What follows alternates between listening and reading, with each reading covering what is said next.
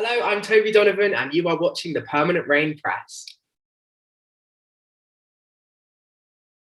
Hi everyone, it's Chloe with the Permanent Rain Press, and today I'm so excited to be joined by Tobie Donovan. Tobie, how are you? Hello, hi, I'm doing good. How are you? I'm doing well, thank you. I am so looking forward to diving into season one of Heartstopper with you. But before that, I always like to start by asking an artist what was the initial spark that got you passionate about the arts and about performing? Good question. I think I've always loved it my whole life. It's the only thing I was ever good at in school. It was the only thing I ever wanted to do, really. Like I'd be in my living room making my whole family sit down and watch shows. But I think I went to see The Lion King, the musical, when I was probably like 8 or 9. And I just remember like being sat in the theatre like, oh my God, this is incredible. I need to do this for the rest of my life. Um, yeah, I think that was probably the like, if I had to pick one thing, seeing Lion King, like, wow. Was it just like, was it the costumes? Was it the music? Like, what was it? What can you pinpoint about The Lion King that made you want to just get up and perform? Um, Everything. I mean, it's like Lion King is my favorite film of all time. So that is like, then being a kid and then seeing like, oh my God, this thing that I've watched so many times is now happening in front of me and there's real people there doing it. And the music, I'm such like music is really special to me. So yeah, that was just hearing like, when you're a kid, everything is bigger and better. And so I felt like the speakers were literally here going, and yeah, it was amazing. Yeah, you're like they were speaking right to me. And but Yeah. it obviously led you down a career path. You went to Bath Theatre Academy where you graduated in 2020. What were the major lessons and learning experiences that you took away from your studies into your career today? Um, well, Bath Theatre Academy was, yeah, it was really cool. I think obviously theatre's in the name, so most of my training was for like kind of live performances, and we did a couple of musicals and mostly just straight plays. But I think like starting my career by just doing things and like being able to tell the whole story. When you do a play, it's like you do everything start to finish, and you get immediate reactions from the audience, which is great. Um, so you have to really put the work in for a play. You have to know everything that's going to happen to your character. So I think, yeah, learning those kind of base skills and all these different techniques and all these like various drama practitioners that you hear about Lady Gaga saying, yeah, I studied Meisner. Yeah, I think like learning all of that stuff and getting my kind of foundations from Bath Theatre Academy was everything that I needed to then go and do a crazy Netflix show and still kind of feel like I knew what I was doing a little bit, even though it was completely new situation. Yeah, it's great when it can kind of prepare you to not feel like you're necessarily behind in any instance. I know you credited a production of Spring Awakening as also being a highlight of your time at Bath. So just being a part of these productions, like I imagine, like you mentioned, it's a lot of hard work. In Mhm. terms of the music aspect, can you just share a bit more about that? Like, has singing always been something that you've been curious about? Yeah, I really love singing. And like musical theatre was always my number one passion. That's before I got Heartstopper, the plan was to go to a proper like get a degree in musical theatre and like follow the sort of more traditional route going through drama schools. But then yeah, obviously Heartstopper happened, but musical theatre is always my first baby. And like you say, getting to do Spring Awakening, which is just the most incredible show. If you ever get the chance to go and see it, go and see it. Yeah, that was just magic. I loved doing that. Do you think the musical theater side is like on a bit of the back burner after the release of Heartstopper? I hope not. I mean, I'd love to do more film and TV. But I would, yeah, I'm always up to do musicals. It's my I was passion. gonna say it might be hard for you to juggle both. I'm really hoping more acting projects come along, but then at the same time, you can tell that you really love musical theater. I mean, never say never. You could definitely, there are a lot of artists out there who can do both and do both so well. But we'll get into Heartstopper. Yeah. Isaac Henderson is not Aled Last, although he does share some similar characteristics. I'm curious what conversations you had with your creator writer, Alice Oseman, about Isaac and his role in the larger story. Yeah. Well, Alice is just a legend. She's like this fountain of knowledge of all things Heartstopper. So whilst Isaac isn't Aled, it was like me and Alice spent a lot of time figuring out how to make them different, but also feel like it's like Isaac's sort of filling an Aled shaped hole in the show. So we had to make sure that there was some things that were similar. But yeah, I spoke a lot with Alice about that and how we were going to approach Isaac, because I was really nervous about bringing this new character to life, especially when obviously we have this incredible fan base that are so passionate. I didn't want them to be like, who's this weird new person that they've added in? I hate it. But I think we've done well. I hope we have. Was Alice open to answering any questions that you had about Isaac and his backstory? Yes, absolutely. I as a person generally, I think I ask quite a lot of questions. So yeah, me and Alice spent a lot of time talking, and I made this little mind map of like everything that I felt was true about Isaac. And I went to Alice and I was like, what do you think about this? Is that true? I was like, I think his favorite book is Matilda. What do you think? And she was like, oh, I don't know, maybe it's this. But yeah, we were just, constant back and forth.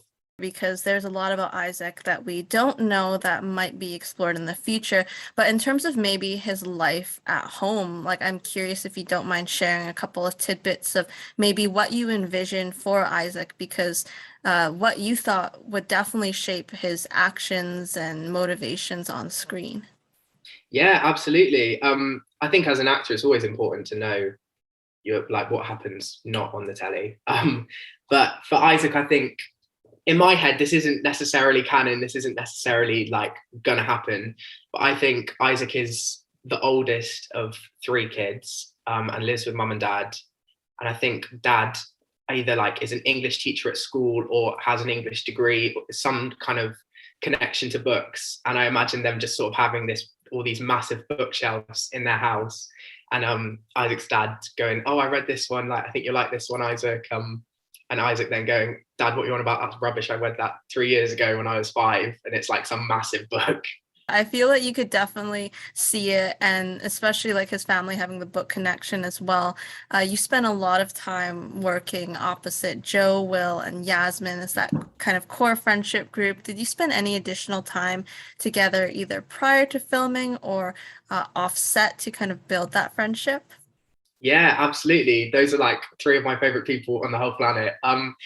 The whole cast, all of us, spent a lot of time together offset, and I think you can kind of see it in the show that we're genuinely friends. You know, sometimes you watch TV and you're like, oh, I kind of feel like they hate each other. But yeah, I think it's really important for our characters. You know, we spoke about at the beginning feeling like this kind of core friendship group. The four of them had been friends for ages, like since they were quite little. So I think it's really important that we had that foundation. How would you define Isaac's role within the friend group? I think Isaac's the friend that when he's not there, you really miss him, but sometimes you don't always notice he's there. I think he's definitely a protector as well. I think people think Tao's the protector because Tao's very vocal about it, but secretly it's Isaac. I think Isaac's the one that looks after Tao as well as everyone else. Yeah. I like your take on that. I think that, you mentioned because Tal's very loud, but Isaac has kind of similar motivations, but he does it in a more quiet manner. Now, which is your favorite scene to be a part of and why? Oh, I loved it all. I think if I could go back and do one thing again, it would be the bowling alley stuff and when we're in the arcade, just because like obviously it looks great in the show. I think it's really cool, but filming it and like being able to on our lunch break go and play on all the arcade machines was just so much fun. Yeah, I think that was my favorite couple of days. I was going to say, did you get to spend a whole day there? But I guess you got a couple of days on that set, which is a lot of fun. Did you get in any actual bowling games during downtime? Yeah, not well. We got to bowl in the actual show.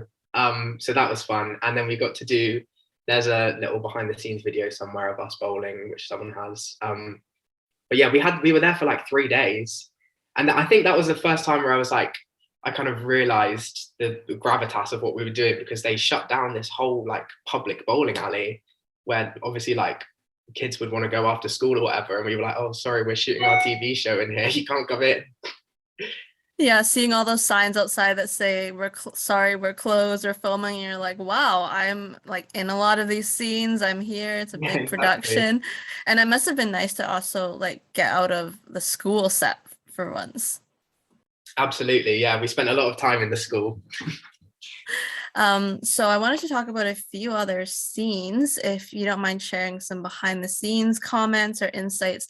So the first one was the emergency Charlie situation, episode 2, when the group got together to get to the bottom of this Tara and Nick situation. You had a now iconic line, which I was hoping you'd perform for us. I think I know the line you're on about. This one, wait. I want to believe in romance. There we go. There we go. Yeah. So it was actually used in the trailer, which I'm thinking you did not know that it was going to be in the trailer, or did you have an inkling? Did you get a hint about it?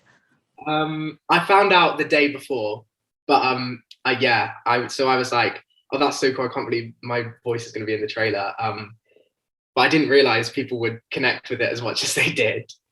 Yeah, the way it was placed in the trailer, and then you saw Isaac and he was all smiles ear to ear, and it must have been crazy. I'm sure you got a lot of responses, messages from friends and family after that.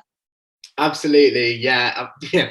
The first thing my parents put in our family group chat after they watched it was, "I want to believe in romance." I was like, oh, "God's sake, mum." Episode 4, which I know was a favorite for many, many people, antiseptic wipes. Take me through filming of that one. Well, I think Joe and Kit spoke about this before. It was the end of, it was a Friday night. It was like the last shot that we shot that day. And the boys had been like working really, really hard doing, obviously they're in it all the time. They were, and I came in and did my line and we all just kept laughing the whole time. And we got a bit told off because we couldn't ever get the scene out properly. So were you cued off camera? Like, was it one continuous take of their dialogue and then you coming in and interrupting? It was, yeah. And there was a couple of issues with that because they cued me at the wrong time once. So I walked in the middle of one of Kit's lines and he was like, hang on, mate, you're a bit early. I was like, what? You're like, Yeah. it wasn't me. It was the crew. They gave me the wrong cue. But it's funny when that stuff happens because it's like you can't really hear them on the other side of the door. So you're just going kind of in blindly, hoping that it's at the exact moment. Did you break out laughing a lot of those times as well? I did. Particularly there's when they shot so they shot over Joe and Kit's shoulders to me, and I could just see Joe and Kit going, like trying so hard not to laugh at me. I was like, guys, you can't do this because I'm gonna crack up and we need to get this done. I think it's one of the most memorable scenes of season 1. Now, I want to talk about sports day, the javelin throw. Did you have any preparation going into it, or was it all done on the fly? Well, I had a javelin double whose name was Tobie as well.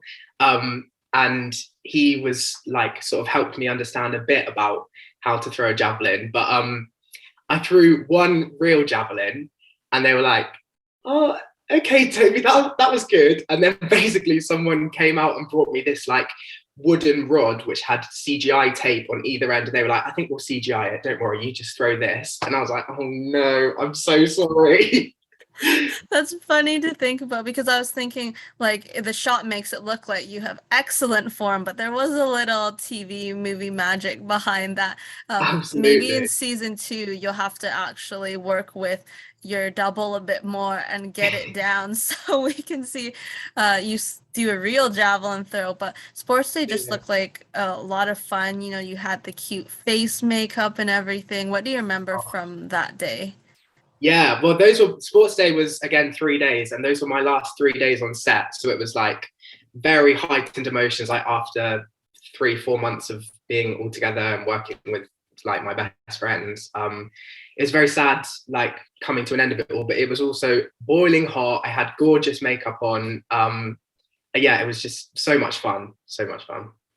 Now, which was your favorite, most memorable scene that you were not in? Ooh, I think the stuff in at Harry's birthday party in, I believe, episode 3. Um, that stuff looked so much fun. I think it makes sense that Isaac wasn't there. I don't think Isaac would have been there, but Tobie would have liked to have been there. It's like we were speaking with Karina about it the other day, but she said it's funny the music was so loud. So there's that, the one scene with Tara and Darcy and they kiss, and she said My it was playing favorite. over and over again though. And by the end of the day, they were like, "Oh, this song again," just because they heard it so many times. But it worked so perfectly. I think there are a couple of defining factors to Isaac. The first being the grin on his face, although he can also do a mean eye roll, and the next always having a book in hand. So I wanted to ask about the choices of books. Did you have any input into his reading list? um, Not the most input ever. After me and Alice had a Zoom meeting, spoke about Isaac, and then Alice sent me this like massive list, and she was like, "Oh, these are the books we're thinking you'll read." And I remember being like, "Oh my god, like, I've never heard of these things. I don't want to read all of that stuff." And Alice was like, "Don't worry, no, you don't have to read it. It's fine." But I did read, and I did have input on Radio Silence, which is Alice's book that Isaac reads in the show. And yeah, I was like, this would be so cool, like meta, if we got, yeah, Isaac reading about Aled. For sure. I think everyone picked up on that almost immediately. It was such a nice Easter egg having that in there. Did you end up taking any of the books home to read after the fact? Oh, well, I was gonna take the Radio Silence, but basically there was a bit of a palaver on the day, and the book that I read in the actual show is Patrick, our producer's book. So we got to the bowling alley, and I was like, "Oh, like, has anyone got a book for me to read in this scene?" And they were like, "Oh no, we forgot Tobie's books. They're back at the school."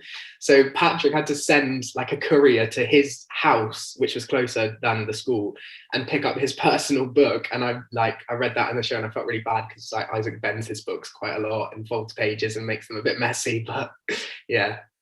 So you returned it to Patrick at the end of the shoot and you were like, "Sorry, I completely I just tore apart the binding a little, my bad." Yeah, me and Alice wrote a little message in the front for him. We were like, "Sorry, we broke your book." I just love that Isaac being a bookworm has inspired a lot of people to start their own reading lists. I know everyone was trying to pinpoint what books Isaac was reading, and there was so many good ones there. Now, something I also found really interesting was watching the show back and seeing Isaac's interactions with his friends and in situations at school. And there are a few instances where he accidentally, on purpose, kicks over the Monopoly board, avoids a little tiff between Tao and Charlie, not wanting to get involved in the group text when Tao asked for backup on Sacred Film Night. And perhaps the most striking, which was when Tao got hit in the face by the ball thrown by Harry, and Isaac remains quiet. So I wanted to ask you about your thoughts as to if you think Isaac is like non-confrontational, and maybe his reasons behind his reactions or maybe inaction in some of these more tense scenes. Yeah, I think he's definitely non-confrontational. Like conflict of any sort is the worst thing that could ever happen for Isaac. Which is like there's that scene on the final episode where Tao's not speaking to Charlie, and Isaac kind of becomes this weird middleman, and he's like, "I hate this so much. I don't want to choose a friend to be friends with more." Like I think that's the most uncomfortable moment for Isaac in the whole season. But yeah, especially when Tao gets the ball thrown at him. I think Isaac is more scared of Harry and the boys' reaction than he is of Tao being annoyed at him for not sticking up for him. I think secretly Tao knows that Isaac's not going to get involved. But there was a moment afterwards when Tao sits back down and Isaac has a nice moment of being like, "Oh, like, are you all right, mate? I hope you're okay." But it didn't make sense time-wise. But yeah, I think conflict is always a no for Isaac. So yeah. Yeah, I love hearing your thoughts on that because a lot of people think of Isaac as being like an unproblematic character, which I think is true for the most part. But you know, everyone has their reasons for maybe getting involved or not getting involved. Charlie has said that Isaac guessed like almost immediately after he and Nick got together. So when is the moment you think Isaac knew for sure that they were actually dating and not just the platonic friends that Charlie talked about? Oh, you know, I think with everything throughout the whole season, Isaac knows before anyone else knows all of the characters. He knows Tao and Elle have got something going on. He knows. I think with Nick and Charlie, I think he works out in Isaac's very first scene when they're at the picnic table and Charlie's going, no, no, Nick's not like that. Nick's different. I think Isaac would have like glanced over and been like, what's going on here, Charlie? Have you got a crush or something? But definitely before the scene in somewhere between there and the scene where he says, I want to believe in romance, he's worked it out. Yeah. Do you think that Isaac would have ever asked Charlie or confronted him about it off camera? Ooh. I don't think he would. I think if Charlie brought it up, Isaac would love to talk about it. And I think Isaac probably gives quite good advice. But I think it's again it comes down to that like confrontation. He wouldn't want to put Charlie in an awkward position. He cares about Charlie too much to make he wouldn't want Charlie to have to lie. That's a good assessment. I was gonna say it is, I think, more on brand for Isaac to kind of leave it be. And like you mentioned, if Charlie brought it up, he'd love to talk about it. Take me behind the scenes. What are some of your favorite memories from working with this cast? And had you known anyone prior to filming of season one? I didn't know anyone at all. No. The casting director Daniel, who's incredible, gave us all when we found out we got the part. He was like, "This is everyone's Instagram. Go and check them out. Have a stalk. I know what you kids are like." So I kind of knew some of the faces before walking into the rehearsal room on that first day, but no, didn't know anyone. But memories, I think just the whole thing. Anytime we were all together, like the whole cast, was the most special moment. Rugby match, and we had all of us, Bash and Ria were there, like everyone, and Sports Day as well. Like those are always the best memories. And the cast spent a lot of time together outside of set as well. So, what are some activities that you like to do together? Oh, well, we for our release we were gonna go bowling, like the whole group of us. It didn't happen in the end, but I think that would be fun, like a bowling slash arcade thing. Just basically, we just want to be in the show. And I think it was brought up in an interview by Corina and Kizzy, but there was some triangle game they mentioned. So I was hoping that you would tell us a bit about that. What exactly is involved? It seemed a little subjective. Yes. So we would be on set for very long days, and there would be lengthy pauses in between different shots. So my way of keeping everyone entertained was by playing games on people. So the way the triangle game works, and there was a couple of other games that we played as well. One of them's called Happy Sunny Valley, but they're all like hidden rule games. So you have to work out the rule, and then you can be a part of the game. And if you can't work out the rule, it's really, really annoying. So I'm not going to tell you the rule. But yeah, you pick three things that you can see where there's a triangle in between them. And the aim of the game is to work out whose triangle it is. And then you can make a triangle. And once you start figuring out and making your own triangles, yeah, then you've won. That seems like a really, I mean, fun, but maybe annoying party game for the people who cannot figure out the rule. I might Yeah, have to look further into this and try this out with my friends and family. But absolutely. looking ahead, I mean, is there a specific scene, part, or theme in the books that you would love to see adapted on screen should season two be greenlit? Yes. Well, I mean, fingers crossed, first of all. But in volume three, which our second season would pick up with, the whole gang go to Paris, and I would be very excited to go to Paris. I think that would be a lot of fun. And there's an incredible bookshop in Paris, I think it's Shakespeare and Company or something, which I've seen on Instagram, which looks incredible. So I think I'm starting a petition for Isaac to have a scene in that bookshop. You're thinking like, oh, all expenses paid trip to Paris, count me in kind of thing. But obviously Absolutely. Paris is a big part of like volume 3, and I think everyone would love to see how the whole group interacts. Obviously, Truum Higgs, everyone's kind of there. So fingers crossed. I think that the fan response has been great so far. So come on, Netflix, we need season 2 already. I wanted to talk about Isaac as a character. Like, where are you maybe hoping his story takes him in general now that you've gotten to play him for a season? I have a real connection to Isaac. I really love Isaac. So I would love to see more of him to start with, but also I'd love to explore a bit of his home life, a bit of his family life, and I'd love to explore potentially our show is all about queerness and all of its different forms. So I'd love to explore some of Isaac's sexuality. I think it'd be really interesting. Yeah, and speaking of that, which we won't get into too much detail because we do not want to interfere with the creative process, but Alice Oseman, they did put out a tweet just a few days ago, basically confirming some fans' theories, which is that Isaac giving off aro-ace, which is aromantic asexual vibes, was intentional, and that tweet in itself has received so many responses from people and how excited and happy they are to hear this and maybe be a part of Isaac's journey in future seasons. So to see all those floods of messages and comments, like what has that meant to you? And have you actually had a chance to speak with Alice after they put out this tweet? Yes, I spoke with Alice briefly about it. The fan response to that has been incredible. And yeah, I think it would there's no asexual representation on TV that I'm aware of. So whether that's Isaac that gets to do that or any other character, I think that would be so cool. That would be such a cool thing to see on TV. And I know it's close to Alice's heart, so I'd feel really honored to be able to tell that story. But no confirmation. Is it one of those things where, with regards to your character, do you like to be surprised with what Alice comes up with for Isaac?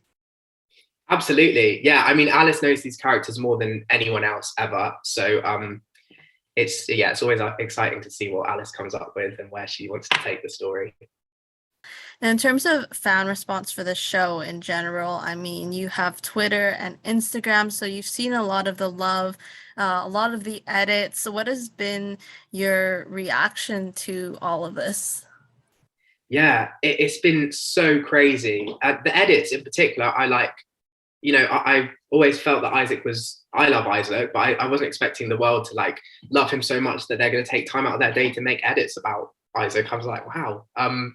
But yeah, the fan love has been absolutely crazy. I guess most of us kind of knew that going into this, Heartstopper had a big fan base before, but watching how much it's growing with the Netflix adaptation is insane. And yeah, I'm so grateful. I'm so happy that people are enjoying it.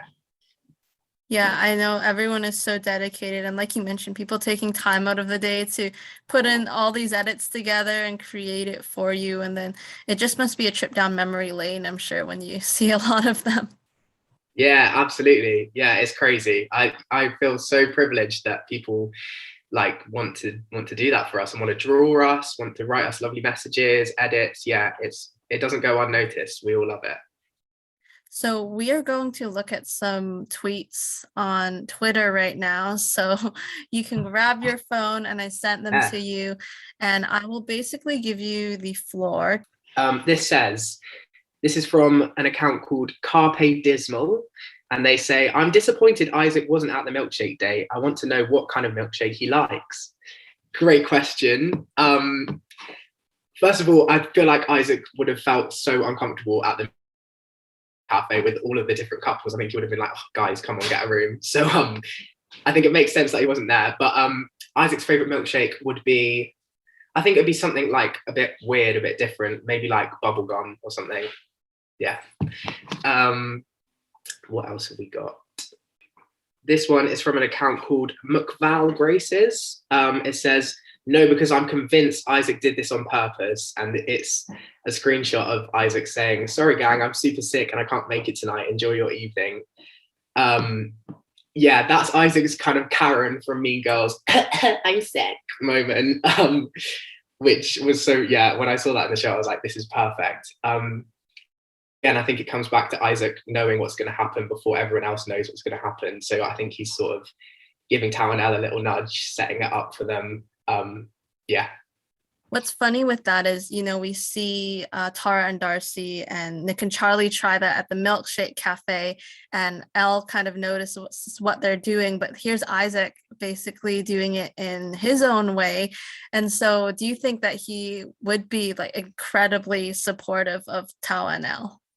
Absolutely. Like, they're his two best friends, them and Charlie. It's like, yeah, he would, I think he would be all for Tao and Elle getting together. And I think also by that point, Elle, I think, is kind of looking at Tao in a slightly different light anyway. So I think she sort of pushes past the awkwardness and like feeling like she's been set up. I think at that point she's like, oh yeah, I'll get a bit of time with Tao, why not?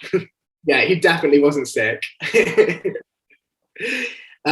This one is from an account called FXCIRY. I don't know how you say that. It says, why does Isaac from Heartstopper give the same energy as Mean Girls Damien? What a compliment. Thank you so much. I don't know why we give the same energy. I guess it's that kind of like sassy, giving people funny looks, judging people, but in a nice way with Isaac, I guess. I was gonna say Damien's a bit more vocally sassier, I think, but I feel like it's also the hair that gives off a bit of the same vibes. But yeah, I see that. You were born in, what was it, 2002? Okay, so it's funny, you were 2 years old when Mean Girls came out, but I feel like it's just this iconic film that you've definitely watched it by now. Yeah, it's Mean Girls is like a cultural staple. If you haven't watched Mean Girls, what are you doing? Who is your favorite character in Mean Girls, if you had to pick one? I also really love the Mean Girls musical. So I think I would have to say on both fronts, it's got to be Karen. She has the funniest song in the musical and she's so perfect in the film. I think Karen's my favorite.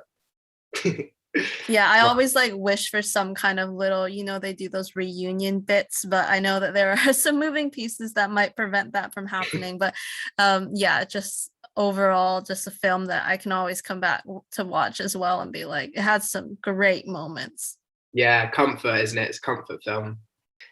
This one is from an account called Nick and Charlie, who I'm familiar with. They're big fans. And they say, Tobie Donovan as Isaac Henderson, you will always be famous. And it's a lovely picture of me on the sports day with my little flowers, which I loved very much. Thank you. I hope so. I don't know about famous just yet, but I hope people always enjoy my work.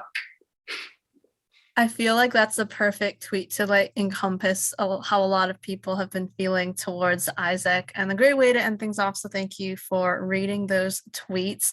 It's been such an exciting time, I think, for Netflix in terms of representation and diversity in coming of age series. We have a lot of overlap between fans of Sex Education. There was Young Royals last year, and now with Heartstopper. So to be a part of the Netflix family and what these shows stand for, what has that meant to you? Oh, it means so much. I'm such a big fan of both of those shows. They're both incredible. And to be considered, like, to even be in the same space as them is an absolute honor. But yeah, I think the world is ready to see queer people on TV, and Netflix, it feels like a kind of pushing that forward, of being pioneers in the industry, of saying, look, these people want these stories to be told. Representation matters. Let's give people representation. Yeah, it's so important, and I'm so happy that you get to be a part of it all. You mentioned being a fan of both those shows. I had to ask you because people would be coming at me. Young Royals was another breakout hit that came out last year. Was that a show? Did you watch it when it came out, and did you kind of like connect with any of the characters or the storylines? Yeah, absolutely. I really loved that show. I thought I remember the actor's name. Omar. I can't remember what character Omar plays. I remember Simon. Simon. Simon. That's it. Yes, I remember watching Simon and being like, oh yeah, I feel like that's kind of like me. He has his little group of friends, and then he goes into this school that's like really different for him, and he feels like a bit of a outsider, I guess. Yeah, I just thought it was brilliant show. Yeah. And I think people just want a crossover. I know these worlds don't really collide, but between Moordale, Halerska, and now Trueheim Higgs, like these are schools that are high up on people's lists. But I wanted to talk about a tweet that you put out last November about Marvel's Eternals and how incredible it was to see a queer person of color, a superhero, on a scale this large, and that character was Fastus. So can you just share some thoughts on how it impacted you personally and what doors you hope it opens for queer artists in this space moving forward? Yeah. I remember sitting in the cinema and thinking that that whole film was beautiful, and I really like seeing so many different people represented was magic. And then it gets to the bit where Fastos kisses his partner, and I was like, I just started crying. I was like, this is so powerful. This means so much to so many kids. And I think also the little kid, the little Tobie inside me was like, oh my God, I could be a superhero too. Yeah, it was just so powerful. And hats off to Marvel for leading the way. And yeah. And what's really exciting is that in Doctor Strange, Multiverse of Madness, which comes out, I think, early May, we'll be seeing America Chavez, who is, I had to look this up because there's always like this long piece of dialogue, but Marvel's first Latin American LGBTQ plus superhero in an ongoing series. And she's a teenager, so I'm sure a lot of young people will be looking forward to seeing that representation on screen, probably people like yourself as Definitely well. people like myself. Yeah, you're like, okay, I'm going to definitely go see this film now if you weren't already. But Absolutely. are you a Marvel superhero, Marvel comics fan?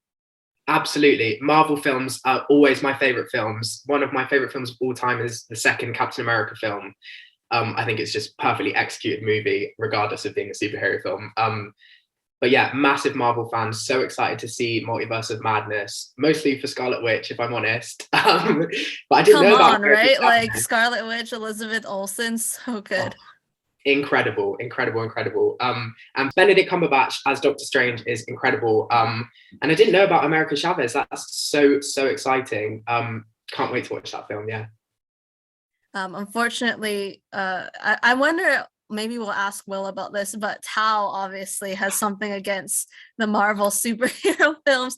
How about Will, though? Have you ever spoken about this with Will or any of the other cast? Like, would you go see it together with any of them, maybe? I would love to go and see it with them. Yeah, I don't know. I don't think any of them could ever be as big of a Marvel fan as me, if I'm honest. But I mean, they're universal films, right? Everyone loves Marvel films.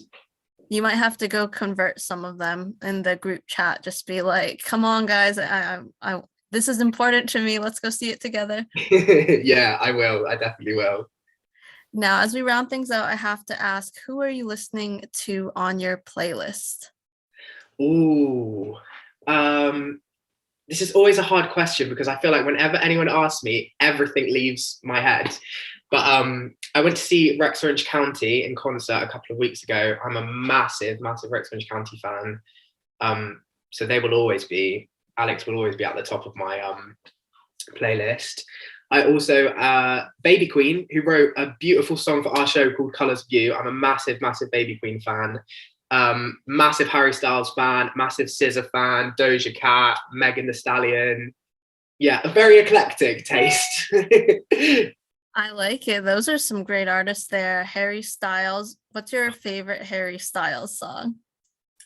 Good question. Probably Cherry if I'm feeling a bit sad, or if I want to get up and dance, it's got to be his newest one, As It Was. Absolute tune. Harry at Coachella was another moment, I'm sure, that you were following along with on social media. Yes, my whole TikTok has been Harry and Lizzo and Harry and Shania Twain. I was like, yes, this is everything. Yeah, you're like, I'm here for it. Hopefully you get to go to Coachella one day. Would love to, especially if Harry Styles comes back. I would definitely love to go. We need to get the campaigner petition going, get Tobie to Coachella. Next year. And our signature question for you, if you could be any ice cream flavor, which would you be and why? You know, I get this question on Twitter so often. I think if I could be any ice cream flavor, my favorite to eat will always just be like chocolate. But I think I'd want to be a bit, I think I'd want to be like mint choc chip, a bit more exciting. You know, a couple of layers going on there. Yeah. It's funny, that was the same answer we got from Corina. So Was you two it? might be, yeah, you two might be matching. That's so funny. Yeah. But I like it. It is a good flavor for sure. Tobie, thank you so much for taking the time to chat. Really appreciate it. Thank you so much. This has been fun. Make sure to catch Tobie in Heartstopper. Season 1 is out on Netflix. Tell all your friends and go watch it. Watch it again. We need a season 2. And Yes, we will please. see. Yeah, definitely. Thanks for watching. More Heartstopper interviews coming soon, and we will see you next time. Bye.